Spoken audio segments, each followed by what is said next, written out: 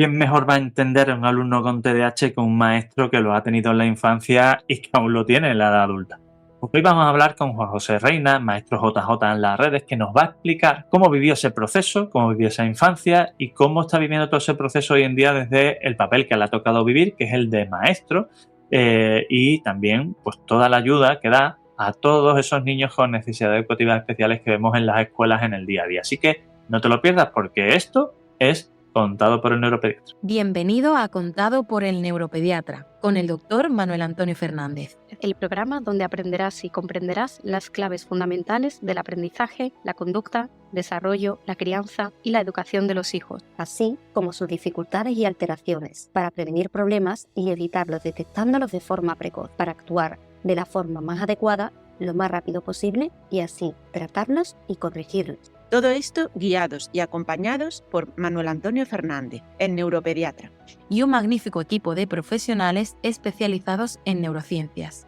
Testimonios en primera persona, colaboración de expertos de diferentes ámbitos, algún que otro personaje famoso y todo lo necesario para conseguir tus objetivos parentales. Este programa es para padres responsables e implicados al 100% o al 200% en el proceso de crianza y educación de sus hijos, neurotípicos o neurodiversos, con capacidades habituales o capacidades especiales que quieran algo más para ellos. Para padres luchadores e inconformistas que están dispuestos a darlo todo por su familia, a emprender, a aprender, a esforzarse y a ofrecer lo mejor de sí mismo por sus hijos. Este programa está imaginado, pensado, creado y desarrollado especialmente para ti. A todos, bienvenidos a esta nueva edición de Contado por el Neuropediatra, un episodio más para nuestro podcast de Spotify, que ya sabéis que llevamos casi 100.000 descargas, y para nuestro vídeo podcast de El Neuropediatra, donde ya superamos los 200.000 suscriptores. No dejéis de darle a la campanita, al me gusta, al suscribirse y demás, porque si no después os perdéis las cosas que más os interesan, ¿vale?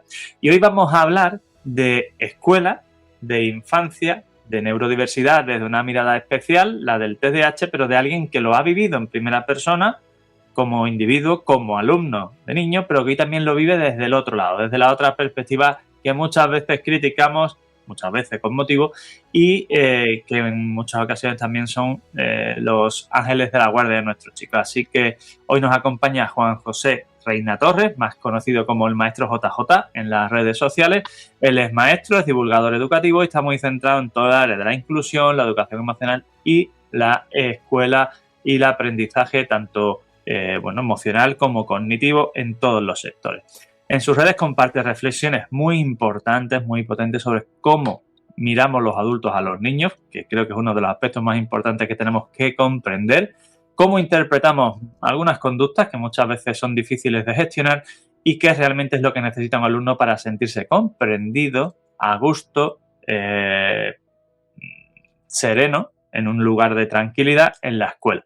Vamos a hablar, como digo, de TDAH, de inclusión real y de todo lo que todavía deberíamos cambiar en la escuela, así que bienvenido, maestro JJ. Juan José, muchas gracias por estar aquí y nada, muchas gracias por participar en este espacio. A ti, Manuel, muchas gracias por invitarme y darte la enhorabuena por estos programas que son súper necesarios, estos espacios donde se hable de inclusión y sobre todo de neurodivergencia, que a día de hoy están en las aulas y creo que todavía no se ha dado con las medidas correctas para hacer un tratamiento pues, en derecho y sobre todo pues, teniendo en cuenta pues, las necesidades de cada alumno y de cada alumna. Así que muchas gracias por estar aquí.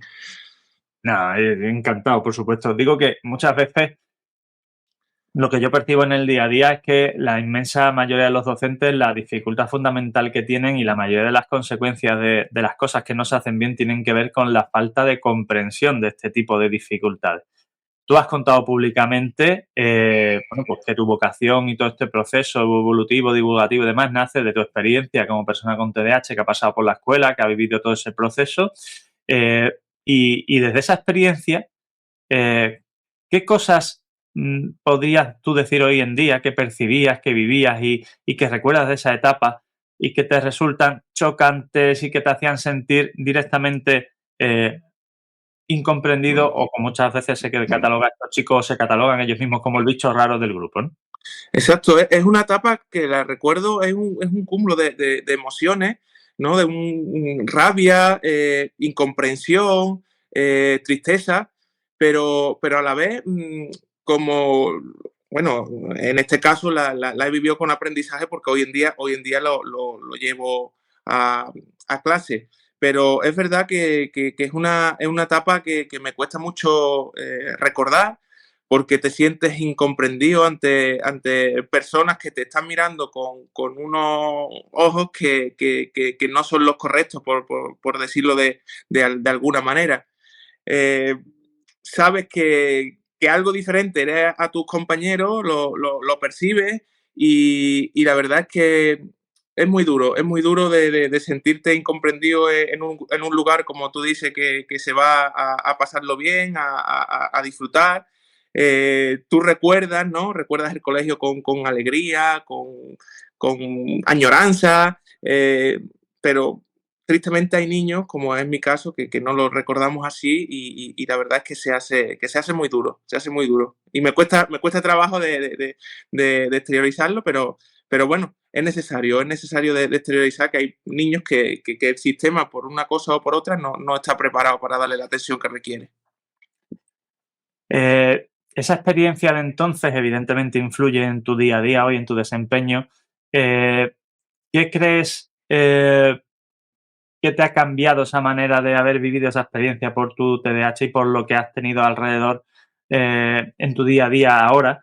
¿Y cómo podíamos transmitirle a los maestros, a los educadores y también a los padres que pidan a esos maestros qué es lo que realmente alguien con TDAH en la escuela, en el aula, necesita? Y esto siempre lo digo yo, mucho más que las adaptaciones puras y duras. Mientras que tú estabas hablando, se me venía a la cabeza algunas sensaciones que a veces veo con los maestros que incluso aunque tengan buena disposición, tengan buenas palabras y quieran hacer las cosas bien, muchos padres me dicen, pero es que yo noto que me está hablando, pero que lo que sus ojos me están diciendo me dice lo que me tiene que decir, pero la realidad después es que no lo viven, no lo sienten, ¿no? Exacto, mira, influye en todo, ¿no? Yo tengo esa visión de sentarme en el pupitre donde te sientes que tú eres realmente el problema, ¿no? Y eso me ha hecho tener un poco de esa especie de radar especial, ¿no? Es verdad que si no has pasado por ahí, como que te falta un poco empatizar con ese alumnado, sobre todo con el TDAH, que no se ve rasgo físico que tenga alguna neurodivergencia. Por ejemplo, si tenemos un alumno o una alumna con TEA, a grandes rasgos se ve físicamente que este niño puede presentar algún tipo de necesidad, pero en el TDAH hablamos de una neurodivergencia que prácticamente a nivel físico no percibe que este alumno o esta alumna pueda tener alguna necesidad. Y el hecho, por ejemplo, de que está totalmente normalizado en la educación, ¿no? Que el alumno salga del aula, para mí, cada vez que salía del aula, era la autoestima y el autoconcepto por el suelo. Y vamos a hablar en plata, ¿no? Yo salía de allí y salía a la clase de los torpes, a la clase de los niños que no eran listos, que estaban allí porque no aprendían bien.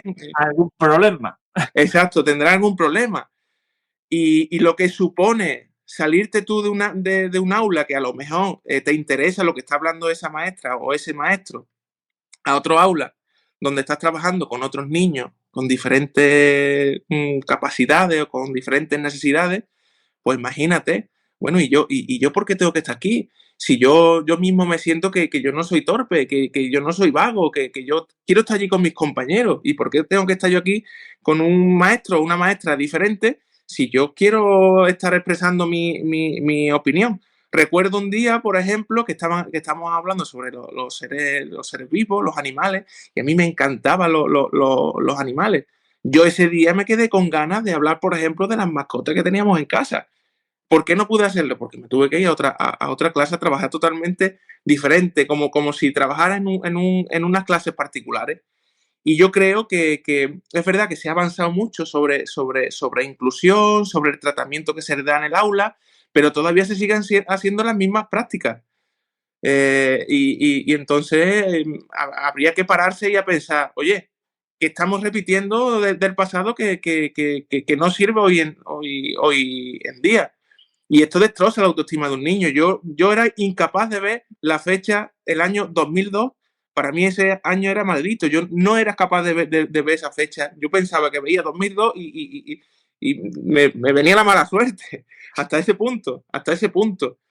Y entonces era complicado. Y es verdad que yo en clase era un niño bastante movido, hablaba por los codos,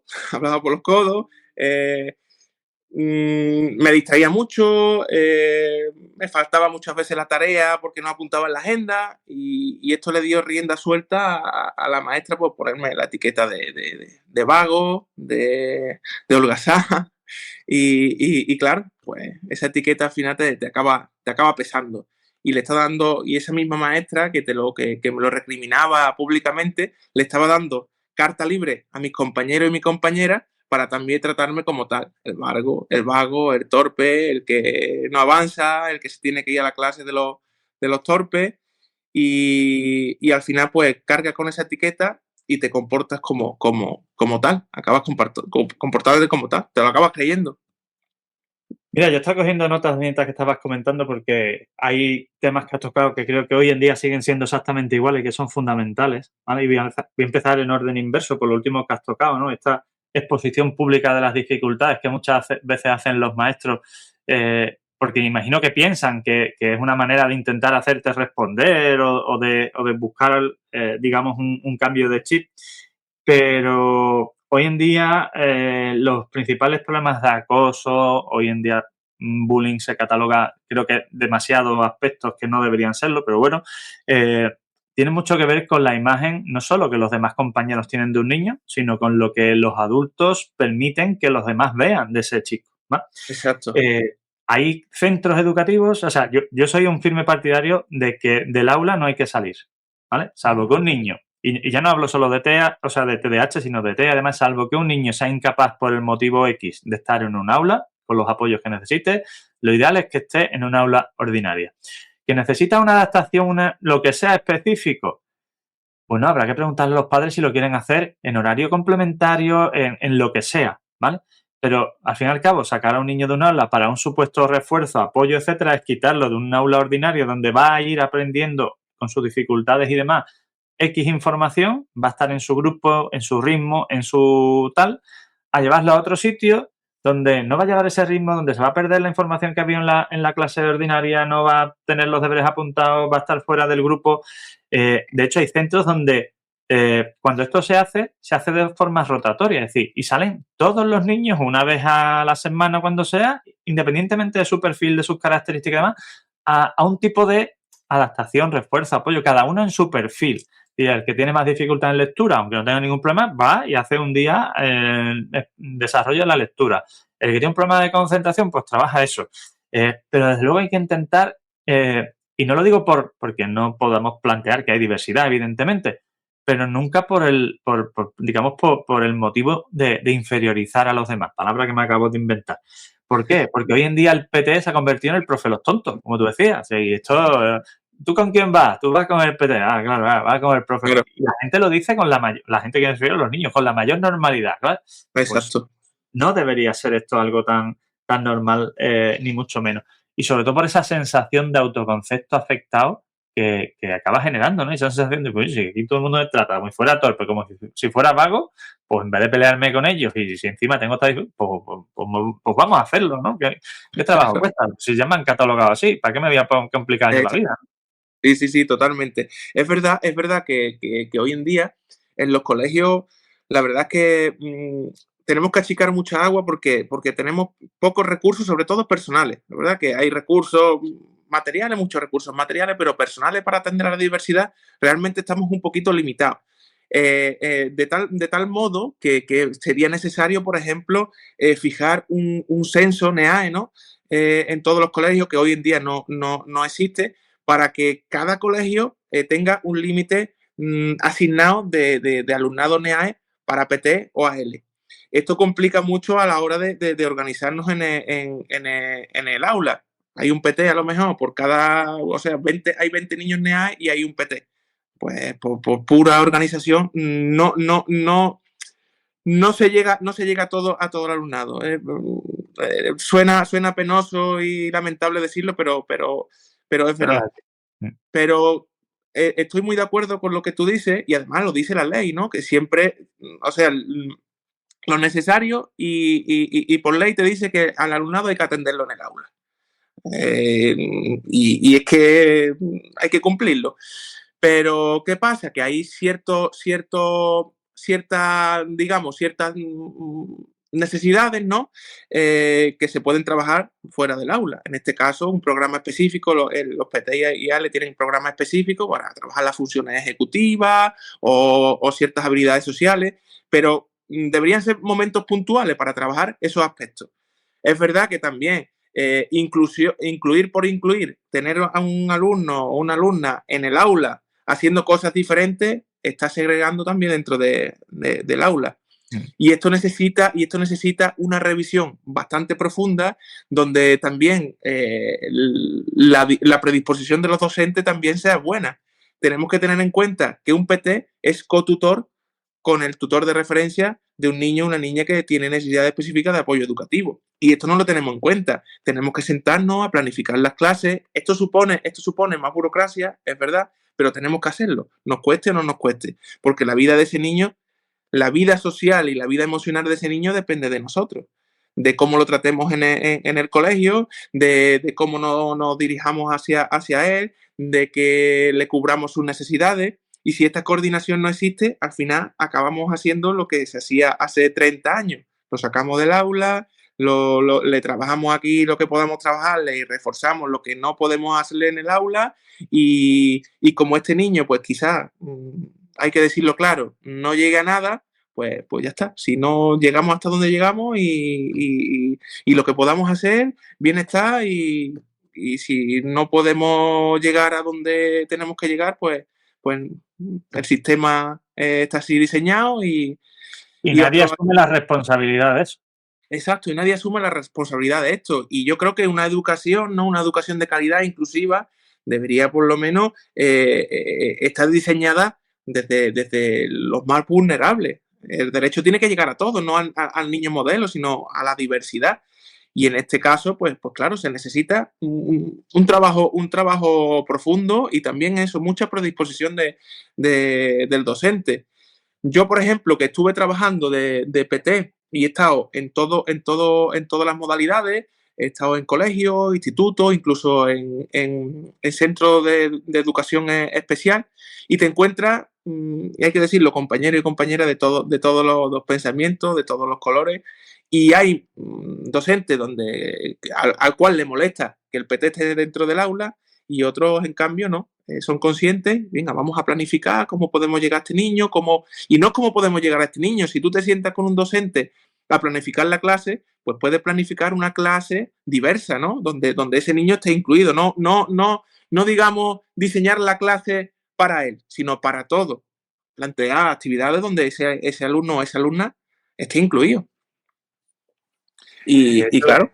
Yo siempre le digo a los padres que en la inmensa mayoría, no, evidentemente no siempre, ¿no? Pero en la inmensa mayoría de las adaptaciones que pueden hacerse para un niño con TDAH son adaptaciones que al final, si se integran de forma global, beneficiarían a todos.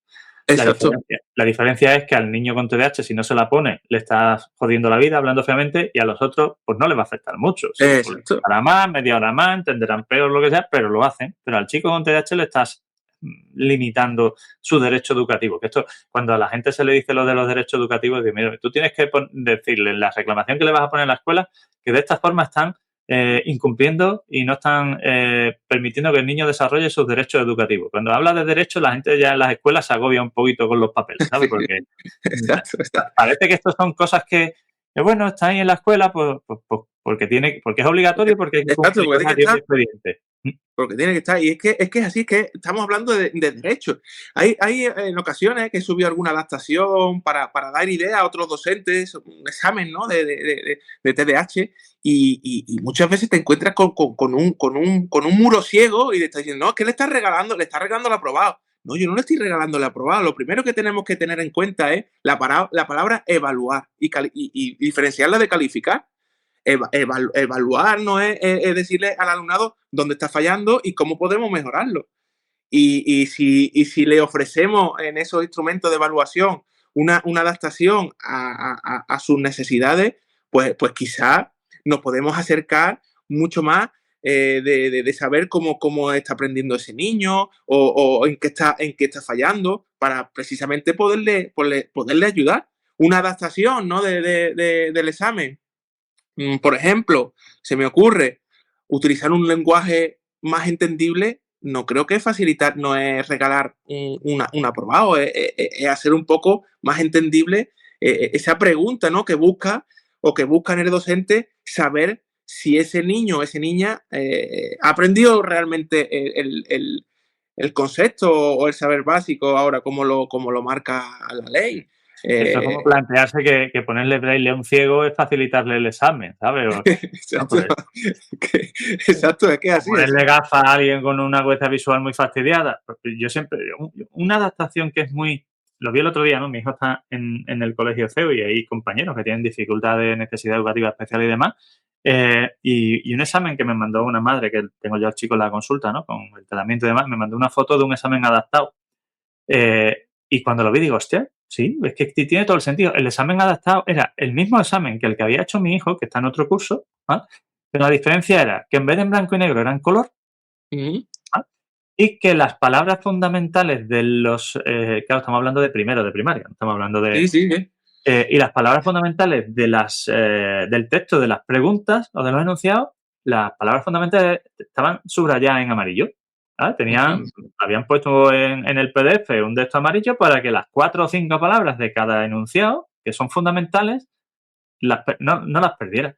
Oye, pues ese chico había sacado una nota incluso más alta que la de mi hijo, ¿sabes? Un niño con un trastorno del desarrollo, un déficit de atención. O sea, bueno, ya está. Es que a lo mejor no es tan difícil ni es tan faraónico tener que hacer estas cosas, pero hay que tener la disposición. Exacto, hay que tener la disposición. Es que eso, tenemos que quitarnos la imagen de que adaptar el examen, ponerlo más fácil. No, vamos a poner más fácil la comprensión de esa evaluación, que el niño sepa realmente lo que le están evaluando. Tampoco, ¿verdad? Que no estamos regalando nada, es que es su derecho. Es que estamos hablando otra vez de derechos, es su derecho.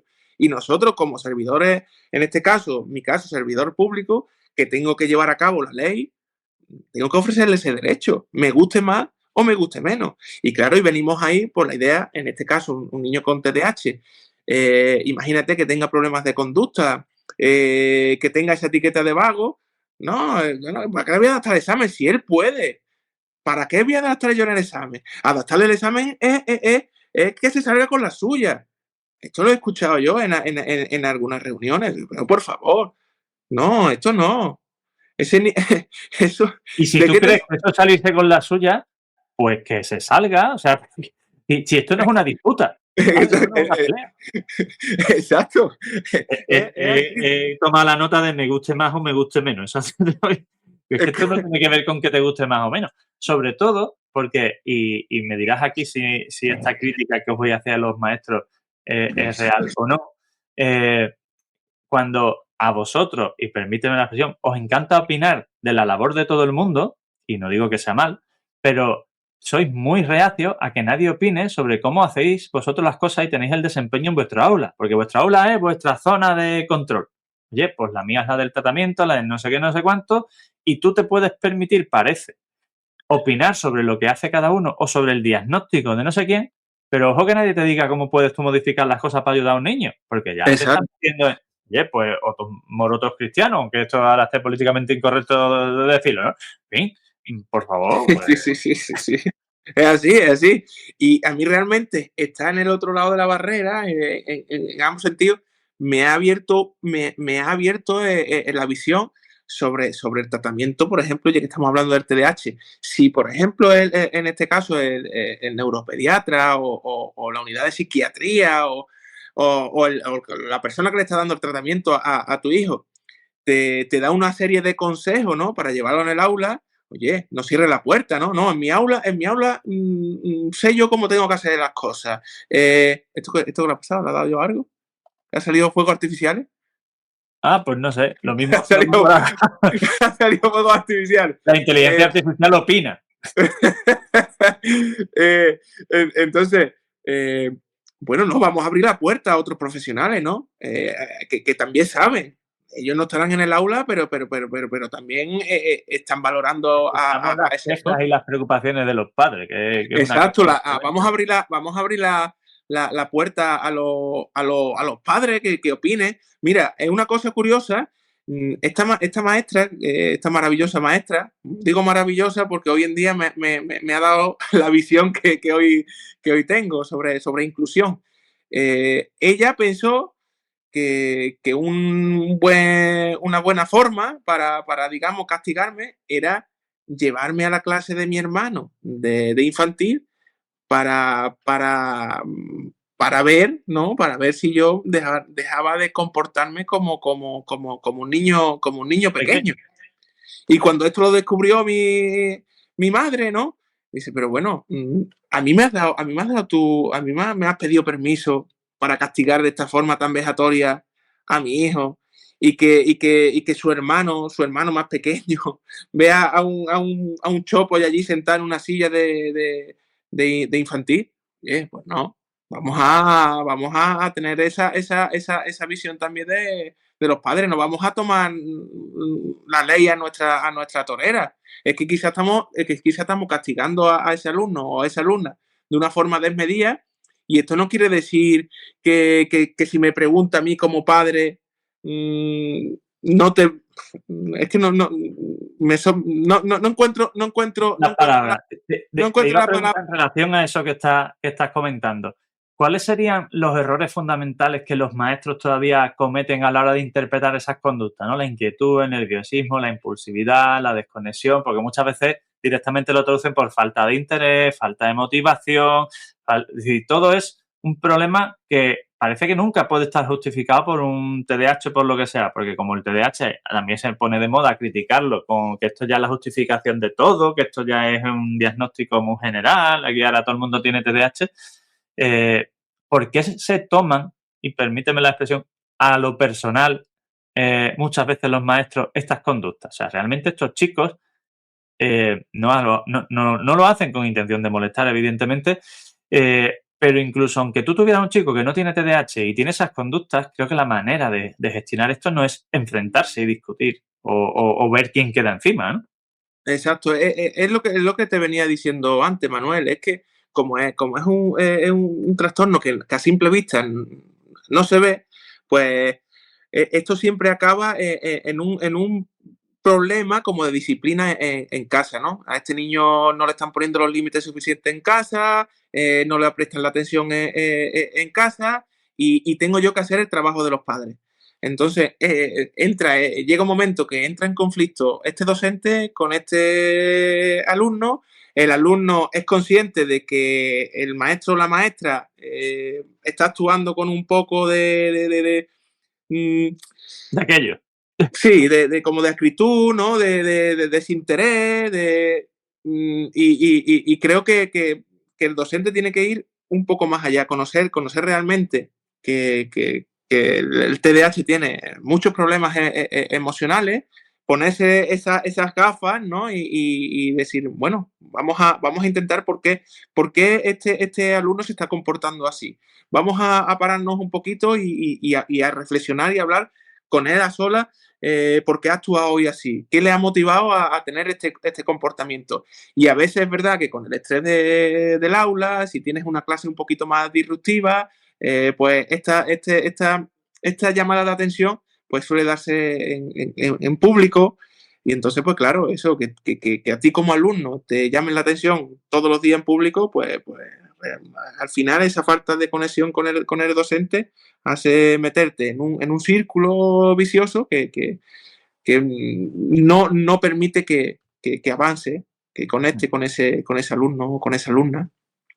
Mira, muchos niños, y lo decía tú antes en relación a tu experiencia en la escuela, lo que sienten en el día a día es molesto, siempre están criticándome, todo es un problema en mi casa, en la escuela. Y hacías tu referencia a esa parte ahora mismo emocional del TDAH, antes a lo que es la autoestima, el autoconcepto. Realmente, ¿cómo deberíamos plantearle a ellos esta situación? ¿Qué forma de expresión? ¿Cómo deberíamos transmitirles la forma de hablar, la forma de actuar, para que realmente se sientan ya no solo comprendidos, ¿no?, sino arropados, que muchas veces es lo que echan en falta, ¿no? Que todo el mundo, a veces es pura percepción, pero otras veces es real, la sensación de que todo el entorno les está acusando de que no hacen las cosas como deben. Exacto, la palabra es perfecta, arropar. Hablar mucho, el tú puedes, comprendo que estás hoy así, pero venga, vamos a buscar una solución. El tener paciencia en esos momentos donde está uno en una montaña rusa, que el TDAH lo mismo, estás en un pico emocional positivo que estás en un pico emocional negativo. En esos momentos, venga, no pasa nada, vamos a intentar hacerlo mejor. El contacto, un toque en la espalda, venga, que yo confío en ti, vamos a buscar la solución en este problema, vamos a buscar otra alternativa, vamos a solucionarlo de otra forma. El refuerzo positivo, sobre todo el oral, es súper importante. O el hecho de que delante de sus compañeros, ¿no?, valore cualquier progreso por muy poco que sea, es que te das cuenta de cómo se le ilumina el semblante de la cara a un niño o una niña que tiene un autoconcepto bajo. Es sobre todo la actitud del docente, la forma de dirigirte hacia ese alumno o alumna. Porque ¿de qué te sirve, por ejemplo, darle más horas al examen, ¿no?, darle más tiempo al examen, pero no tienes esa conexión emocional con el alumno, y ese alumno siente que tú lo rechazas? Pues esa adaptación, por ejemplo, no te va a servir. Sí, de hecho, hay chavales en la consulta que me dicen, a mí me dan más tiempo, pero no me sirve nada porque tengo a la maestra mirándome de frente con mala cara, como diciendo, tengo que esperar aquí un cuarto de hora por tu culpa, ¿sabes? Exacto, eso. Como que dije, para esto no me lo des, que me estás... Exacto. Estamos aquí todos amargados, me estás tomando... Pero sí, son cosas del día a día. Son cosas que parecen absurdas, pero que te da esa tranquilidad, ¿no? Ese espacio seguro. Mira, si estamos, venga, no te preocupes, termina, no pasa nada. Y si no terminas hoy, pues mañana podemos terminar. Esa tranquilidad que te da, esa fortaleza, ¿no? Ese empoderamiento que le da a un niño o una niña cuando su maestro o su maestra confía en él, eso puede hacer que un alumno o una alumna te remonte. No te hablo que saque un 10, porque no es necesario que saque un 10, pero que venga feliz al colegio, que tenga ganas de relacionarse con sus compañeros y sus compañeras, que esté feliz en el colegio, que a veces es más importante que una nota. Y no confundamos lo que es ir feliz a la escuela con ir allí a jugar y a echar rato. Exacto. O sea, que no se levanten pensando otro día al infierno. Que hay mucho que te lo dices. Es que levantar a mi hijo por las mañanas y el otro te miras y dices, que todos los días a la escuela. Y es que, y aguantar no sé qué, y aguantar y no sé cuánto, y no sé qué. Y tú lo miras y dices, ¿qué le digo? ¿Qué le digo? A veces lleva razón, ¿no? ¿Qué le digo si lo que se va a encontrar allí es realmente alguien que le está dando la tunda todos los días, como me la pueden dar en casa también, cuando me porto así?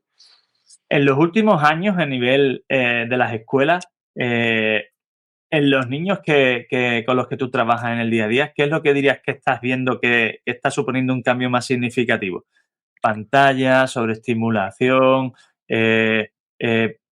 un tema que no se trata muchas veces, pero que es la pubertad anticipada, y no por hormonas, sino por conducta, ¿no? Que es un tema que yo creo que hay cosas que nos cuelan, a veces no sé si queriendo o sin querer, pero esto es como cuando pasamos de las 100 pesetas al euro, ¿no? Y todo subió de repente 66 pesetas y nadie se dio cuenta que de todo a 100 era todo a un euro. Y pues Igual, hemos pasado del instituto a los 14 al instituto a los 12.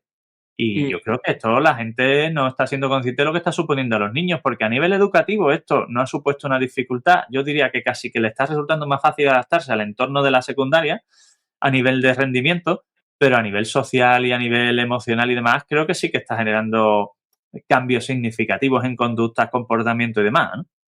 Totalmente, Manuel. Y el problema lo vengo diciendo desde hace ya bastante tiempo y lo repito muchísimas veces. La pantalla llega, la pantalla no la pantalla en sí como forma de aprendizaje, sino el móvil. El móvil en una edad muchísimo más temprana y sobre todo un buffet libre de consumir el contenido que nos dé realmente la gana. Estoy viendo como en terceros de primaria, por ejemplo, si te pones a escuchar un poco, ya hay conversaciones de la Isla de las Tentaciones. Y dices tú, pero ¿cómo es posible esto? ¿Cómo es posible que estemos en el salón viendo en la televisión tan tranquilo este contenido obsceno, alejado de lo que es realmente la realidad, y tenga la tranquilidad de que mi hijo o mi hija esté en el sofá consumiendo ese contenido?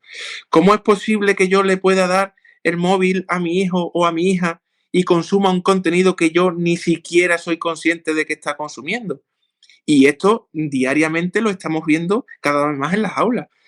Sobre todo las conversaciones que tienen los niños entre sí, ¿no? Ya hablamos de prepárate conmigo tal producto de belleza que venden en tal tienda, niño con un reto de no sé qué, no sé cuánto que he visto en YouTube de Venganito y realmente es preocupante y no sabe y no encuentra uno el faro donde guiarse, porque si un papá y una mamá permite esto, tú en el colegio, por mucho que quieras, no puedes enfrentarte a este monstruo que se está alimentando cada día.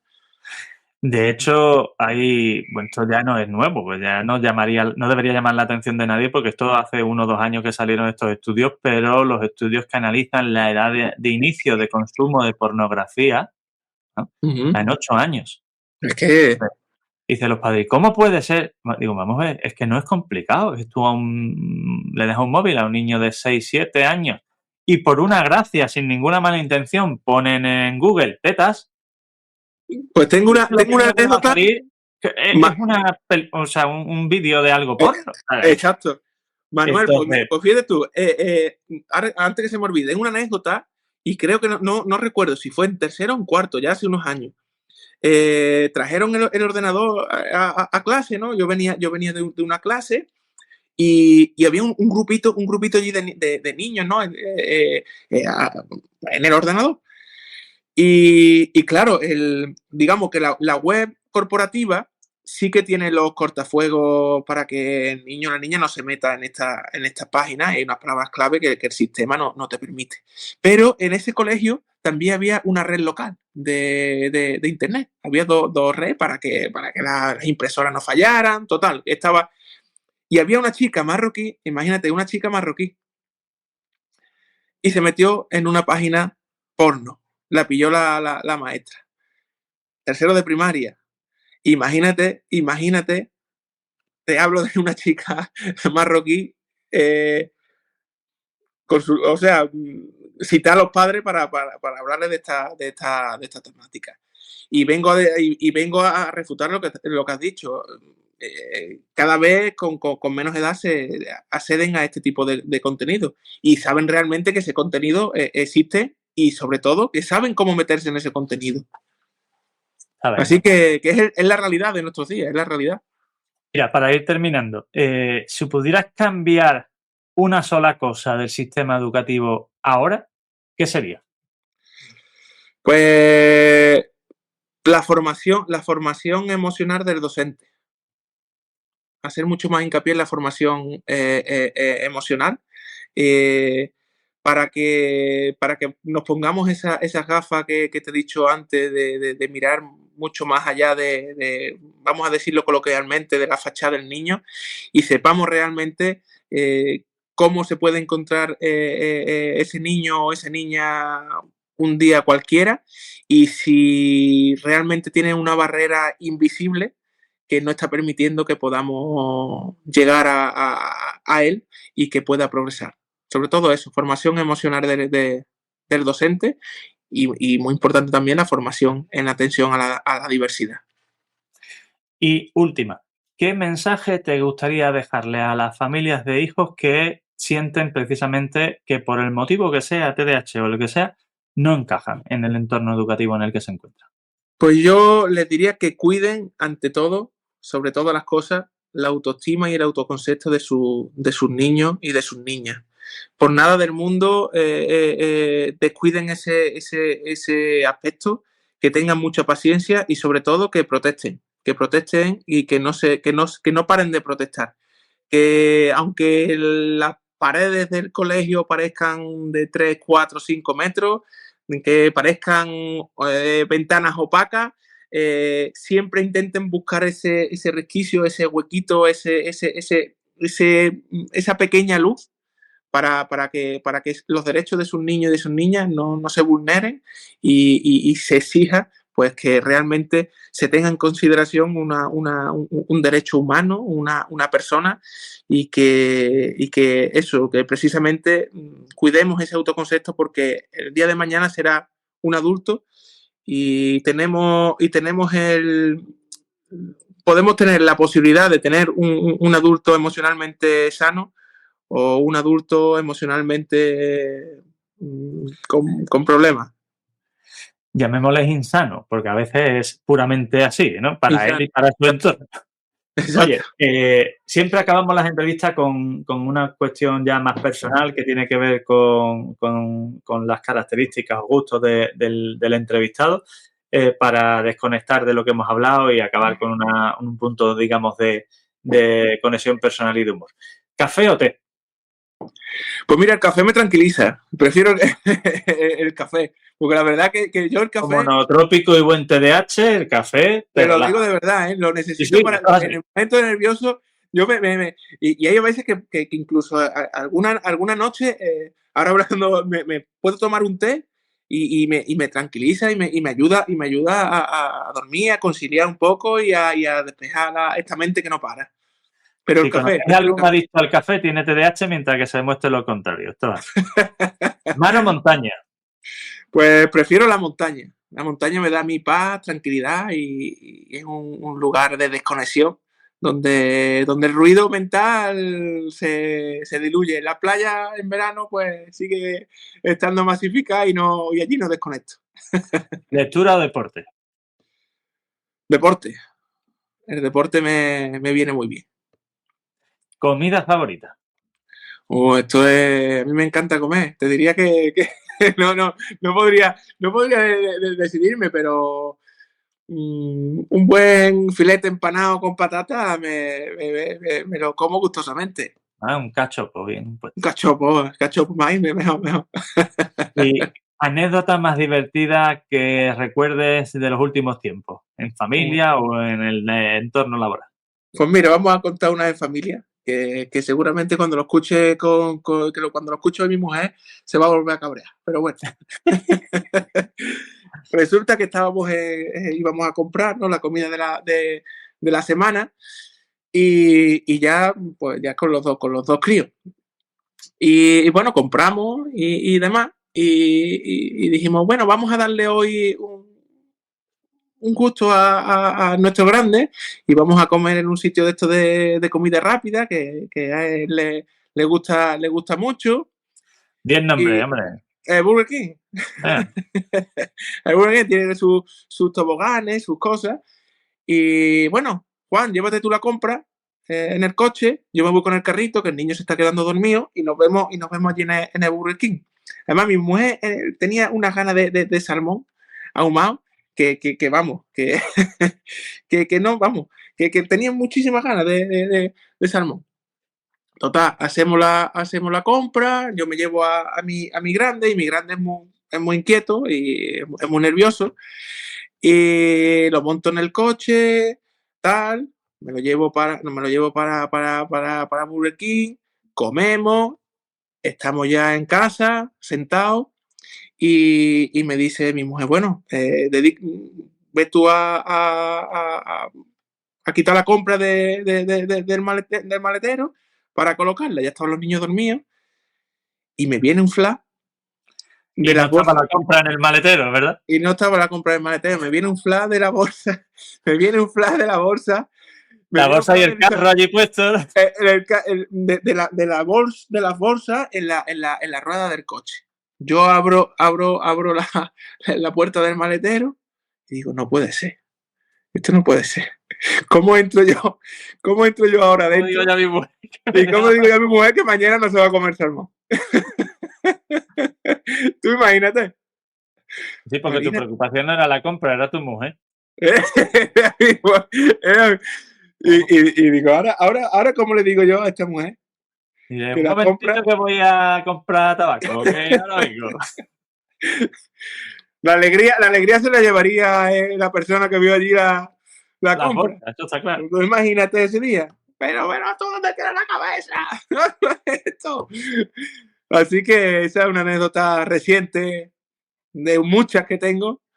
Pues para que veáis que el TDAH, la edad que se tenga, tampoco le influye mucho. Cuando está, No, está. Y el día a día, la verdad es que se lidia un poco, pero es muy complicado. Es muy complicado y sobre todo esa montaña rusa, Manuel, esa montaña rusa que hoy estás bien y mañana quizás no estás tan bien y te parece todo el día gris, te cae mal hasta el pomo de la puerta, pero bueno, se sobrelleva y tengo una mujer que es espectacular, que comprende mi problemática y que me ayuda día a día y la verdad es que te da tranquilidad que alguien te comprenda. Por supuesto que sí. Oye, Juan José, pues muchas gracias por todo. Esto seguro que va a abrir muchas mentes y a alguien le molestará que seamos críticos con las cosas, pero pues, aguante, que para eso estamos. Exacto, para eso estamos. Y esperamos y espero que podamos incluir todo esto en mejora de los procesos educativos para los niños. Un fuerte abrazo. Ojalá, otro para ti, Manuel. Bueno, dime, ¿qué te ha parecido la entrevista y este episodio? Apasionante, ¿verdad? Pues si, como te decía en el episodio inaugural, te emociona y te hace vibrar la posibilidad de convertirte en referente en tu área dentro del sector del neurodesarrollo, ya sea como padre, como educador, como sanitario o como terapeuta, para liderar este movimiento y ayudar a tu hijo, a tu alumno o a tu paciente en su proceso de educación, crianza y desarrollo, estás más que invitado a este ilusionante camino. Únete a nuestra comunidad y difunde nuestro mensaje. Hazlo llegar tan lejos y a tanta gente como puedas. Padres, amigos, compañeros, grupos de WhatsApp, redes sociales, te lo agradecerán, te lo garantizo. Y si quieres profundizar en alguno de los puntos que tratamos en este podcast o necesitas ayuda para la evaluación, el diagnóstico, la terapia o el tratamiento, ya sea presencial o online, de problemas de aprendizaje, conducta, maduración, desarrollo, relaciones sociales o autoestima, y también para situaciones específicas como el TDAH, la dislexia, la alta capacidad, el retraso madurativo, el autismo, las PERS, la epilepsia, la migraña o los trastornos del sueño, ponte ahora mismo en contacto con nosotros en elneuropediatra.es, donde además también encontrarás cientos de artículos de gran claridad, de gran información y de gran relevancia sobre estos temas y, algo aún más importante, guías de orientación para familiares de apoyo en el camino de estos procesos. Y además, me tienes en YouTube, en Facebook, en Twitter o X, como se llama ahora, Instagram, LinkedIn y hasta TikTok. Y por si fuera poco, estamos también en nuestro canal de difusión que acabamos de abrir y que estamos desarrollando y que desarrollaremos a lo largo de esta temporada en WhatsApp. ¿Qué más se puede pedir? Pues no te preocupes, porque evidentemente no vas a tener problemas para encontrarnos. Un fuerte abrazo y hasta el próximo episodio.